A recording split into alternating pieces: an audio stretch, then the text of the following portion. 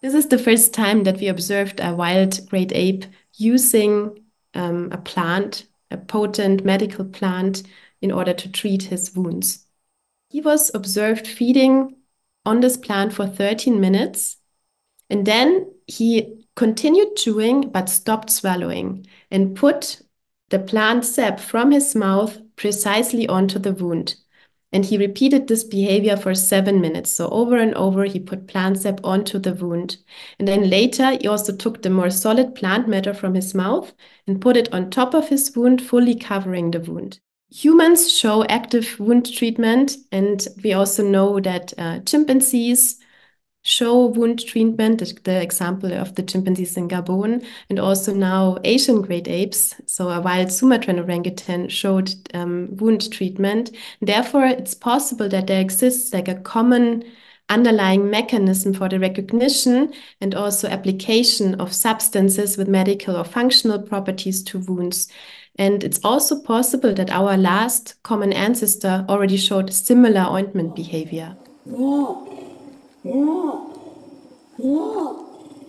Orangutan males, when they are in puberty or after puberty, they disperse over wide distances to establish a new home range in another area. And we know that Racus was not born in the area. So it's possible that the behavior is actually shown in his birth population, and he might have learned it from his mother or another orangutan. And we know that orangutans do social learning, so they show peering, which is close distance observation of another. So they sometimes come close 10 to 20 centimeters, watching another, for example, processing and opening a fruit in order probably to learn the mechanism how to do it.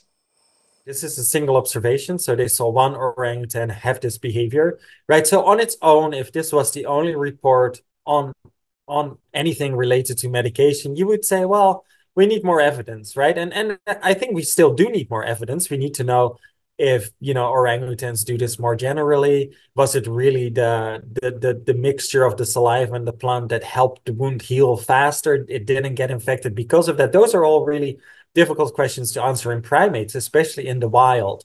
And so oftentimes these findings start with single observations, but I think there's a few key things here that really make me convinced that it is a form of animal self-medication.